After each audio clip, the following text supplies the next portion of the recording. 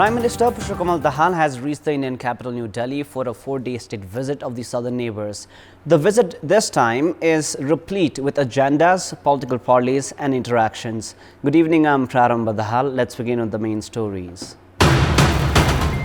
Prime Minister Pushpakumar Dahal begins political parleys in New Delhi, meets Indian Security Advisor Doval and Foreign Secretary Quadra to meet Indian counterpart Narendra Modi tomorrow. President Ramchandra Podal certifies the citizenship bill which had remained stranded for 9 months. Constitutional experts term it against constitutional norms. Political parties remain divided.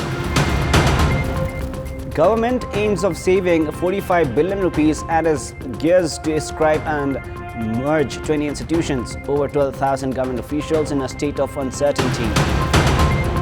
And defending champions Machindra's title aspirations remain alive with a 3-1 win over Sadhobato. Sankata and 3-star player goalless draw. Prime Minister Pushpakumar Dahal has expedited political parleys immediately after reaching New Delhi for his 4-day state visit of India. Prime Minister Dahal reached India with a delegation of more than 100 members, including 50 government officials and others from the private sector. He was greeted by Indian State Minister for External Affairs and Culture Meenakshi Lekhi and Nepali Ambassador to India Shankar Sharma at the Indira Gandhi International Airport in New Delhi. Dahal had rested for a while at the ITC Maurya Hotel in the Sardar Patel Marg. Indian Secretary for External Affairs Vinay Mohan Quatra met Prime Minister Dahal at the hotel, while India's National Security Advisor Ajit Doval also paid a courtesy call. Prime Minister Dahal also attended the dinner hosted by the Nepali embassy. Prior to this, Prime Minister Dahal was bade a farewell at the Trivandrum International Airport by Speaker of the House of Representatives Devraj Ghimire, National Assembly Chairperson Ganesh Prasad Timalsina and Deputy Prime Minister Nayan Kazi Shrestha among others. Prime Minister Dahal will be the busiest tomorrow during his India visit, as it is the major day for dialogues and agreements. After laying garlands on the memorial of Mahatma Gandhi in Rajghat tomorrow morning, Prime Minister Dahal is slated to meet Indian Prime Minister Narendra Modi at 5 minutes past 11 a.m. at the Nilgiri Hall of the Hyderabad House.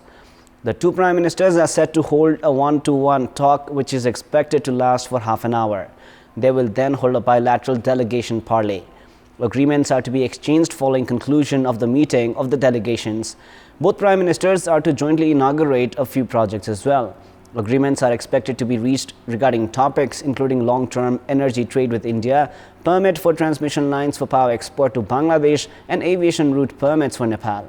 Talks are also to be held on connectivity and projects of agriculture. According to the Ministry of Foreign Affairs, long-term agreements are to be reached to attract Indian investment in the power sector. After a joint press conference by the two Prime Ministers, India is to host a launch program. Prime Minister Dahal is to meet Indian Vice President Jagdeep Dhangad at 4 p.m. and then pay a courtesy call to Indian President Draupadi Murmu. Premier Dahal will then address the joint program of the industrialists and business persons of Nepal and India at 5:30 p.m. On Friday, the third day of his visit to India, Prime Minister Dahal is to leave for Indore, considered a clean city of India, in a flight scheduled for 8 a.m., whereas he is scheduled to take stock of a plan for management of waste.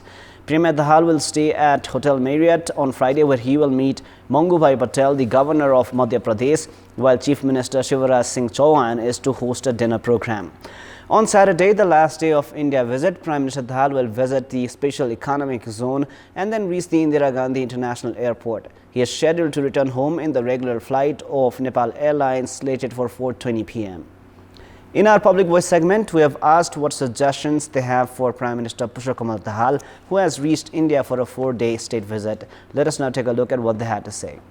Public Voice. देशको अहित हुने गरी सन्धिहरु गर्न भएन। लिपुलेक र कालापानी हाम्रो हो, यसलाई फिर्ता गर्न प्रधानमन्त्रीले पहल गर्नुपर्छ। कूटनीतिक तवरले नेपालको हित हुने कुरा गर्न चाहिँ म सुझाव दिन्छु। नेपाल र भारतको सम्बन्धलाई चाहिँ अझ सुमधुर र प्रगाढ बनाउनु पर्यो। नक्साको विवाद छ, यसले समाधान गर्न एकदमै टिका पुर्याओस्। नेपाल र भारतको चाहिँ एकदम व्यापार नजिक होस्। भारतले एक खालको हामीलाई हेपा प्रवृत्ति गरिरहेछन्, ठुलो भाइ र सानो भाइ भन्ने कुराहरू त्यो नहोस्। सम्झौताहरू जुन देश जनता र देश विपरीतको भएको छ त्यो चाहिँ नगर्दै हुन्थ्यो। राष्ट्रमा आघात हुने कामहरू चाहिँ नगर्दिनु होला। यहाँ उत्पादित सामानहरू पनि उता चाहिँ निर्यात गर्दै हुन्थ्यो। भारतद्वारा जति पनि नेपाली भूभागहरू मिचेका छन्, इम्प्याधुरा लिपुलेक यी तुरुन्त फिर्ता होस्। हामीले उत्पादन गरेको विद्युत भारतले कसरी लिन सक्छ त्यसमा पनि उहाँहरूले सम्झौता गरेर आउँदाखेरि एकदम नेपालको लागि र हाम्रो देशको लागि र नेपाली जनताको लागि एकदम सुखद पक्ष हुनेछ। बोर्डर लाइनमा चाहिँ जति पनि समस्याहरू आएको छ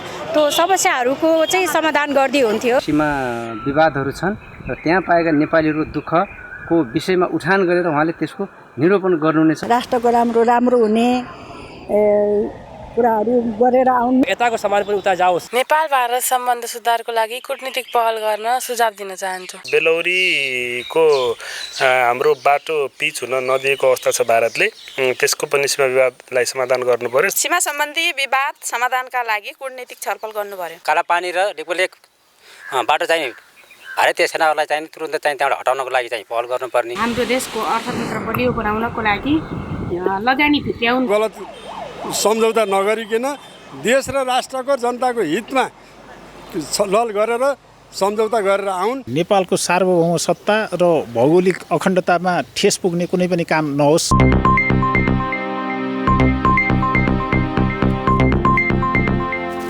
President Ramchandra Paudel certified the citizenship bill a few hours before Prime Minister Pushpakumar Dahal left for his state visit to India. Now, doubts have surfaced regarding the bill, while some have termed it diplomatic weakness. Legal experts view that forwarding the bill, which was passed by the previous parliament for certification, was unconstitutional and against the rule of law. It is not the government's responsibility to present bills to the President for certification. As per the legal provision, bills passed by the Parliament must be presented to the President by the Parliament itself. However, on the recommendation of the Council of Ministers, President Paudel certified the bill, which was left stranded by former President Bidya Devi Bhandari. Diplomatic experts have expressed their concern on the pressure applied to the President and the certification of the citizenship by the President on the day of the foreign visit of the Prime Minister of a coalition government. Constitutional experts too say that the certification of the citizenship bill is not in line with the legal procedures. They have stated that the government does not have the right to forward the bill to the President for certification. The previous term of the Parliament had endorsed the bill with majority in the month of Shravan of the ongoing fiscal year and had forwarded it to the former President Bidya Devi Bhandari. The bill was returned to the Parliament with an 8-point recommendations and was not certified the second time as well. Several constitution experts claim that the bill, which has been certified without abiding by the constitutional process, will be refuted once it reaches the judicial process. The bill ensures citizenship by descent to children of parents who had acquired citizenship by birth before the promulgation of the Constitution on the 23rd of September 2015. Likewise, citizenship can also be acquired in the name of mother. The bill has also increased provisions for citizenship to non-resident Nepalese. However, the debates that have surfaced during the process of certification of the bill have even dragged the President into controversies. Political parties are divided on the certification of the citizenship bill by President Ramchandra Paudel. Some parties have termed the certification against procedures and disrespectful to the new parliamentarians, while others have said that the certification was based on constitutional provisions.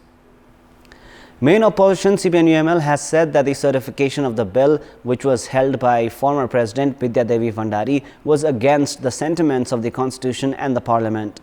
Rashtriya Swatantra Party has termed the move disrespectful towards the new parliamentarians, while Rashtriya Prajatantra Party has said that the certification of the bill on the day of the Prime Minister's visit to India had created ripples. Nepali Congress and CPN Unified Socialist have termed the certification a necessary procedure but added there were flaws in the process.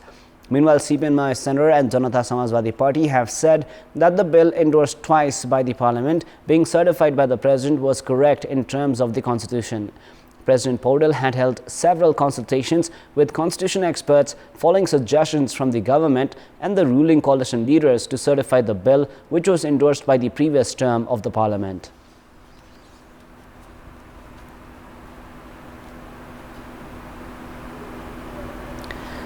It is now time for our segment Public Pulse, where you text us with your opinion. Public Pulse. Before we ask today's question, let us take a look at the result from yesterday's poll. Yesterday we asked, what is your take on the government's decision to provide 50 million rupees to lawmakers for infrastructure development in the electoral constituencies? 74% were for A, wrong practice, 11% were for B, to please lawmakers, and 15% were for C, result of influence. And now here is our today's question. What is your take on the certification of the citizenship bill by the President 9 months after its endorsement from the previous term of the Parliament? Your options are A. Constitutional move, B. Against the parliamentary process, and C. Unnecessary politicization. The voting is on. Type NEWS, select your option A, B or C and send it to 34001 to share your opinion with us. Through the budget for the upcoming fiscal year 2023-24, the government has announced of scrapping and merging 20 institutions for failing to perform in an efficient manner. Around 45 billion rupees is expected to be saved by scrapping and merging these institutions. There are around 12,153 staff in the 18 institutions to be scrapped. 5 years ago, the Public Expenditure Review Commission had conducted a study on 300 committees, councils, boards and centres and furnished its report to the government with the recommendation of scrapping 32 of them, merging 18 and handing over 45 to the provinces and local levels. The report had expected such scrapping, mergers and handover to save 300 billion rupees each year. The government, which had ignored the report of the Commission for almost 5 years, has finally declared of scrapping and merging 20 institutions. Of these institutions, the Post Office has around 11,000 staff, while the Railway Board has just 1 staff. The district election offices have 550 officials, while the statistics offices have 400 employed. Questions have been surfaced regarding the need for the committees and councils that have become a recruitment center for political parties and operate on government grants. The Commission had also suggested reducing the number of departments to 35 in the centre and having only 16 ministries. However, against the recommendation, there are 22 federal ministries at the moment. At a time when the government is making preparations to scrap the entities for their inefficient performance, officials of such entities have claimed of having done well. Only a few officials of such entities have welcomed the government decision. Most of the revenue generated by the government is spent for the remunerations, incentives, pension and social security of the staff. The nation has to depend on internal and foreign loans for development. This is why the government had embraced the idea of scrapping entities that have only added burden to the state coffers and failed to perform in an efficient manner. Former parliamentarian Resham Chaudhary, who was issued a presidential pardon by President Ramchandra Paudel, has assured those others are guilty of involvement in Tikapur massacre that they would be released on the 20th of September, the Constitution Day. Chaudhary, who had reached the Kailali jail to meet with others arrested and found guilty for their involvement in the Tikapur massacre, assured them of their release on the 20th of September. Pradeep Chaudhary, Harinarayan Chaudhary and Bir Bahadur Chaudhary are behind bars in the Kailali jail. Meanwhile, juvenile Shravan Chaudhary is at the Pokhara Detention Center, while 29 others are still at large.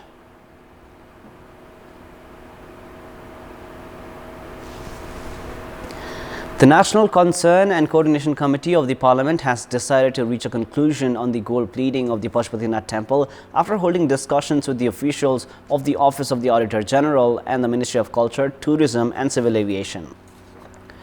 Information obtained during the field visit of the Pashupati Area Development Trust and the data from the 59th report of the Office of the Auditor General have not provided adequate evidence for the use of the gold remained after the plating of the temple. Therefore, the committee is to hold required additional talks to reach a conclusion. Today's meeting of the committee has decided to issue directives to the government after receiving all the facts and evidences. Based on the inspection carried out by the committee, it has been found that the Dharmashala being operated by the Marwadi Seva Samaj was being used for personal interests in absence of implementation of the Supreme Court verdict.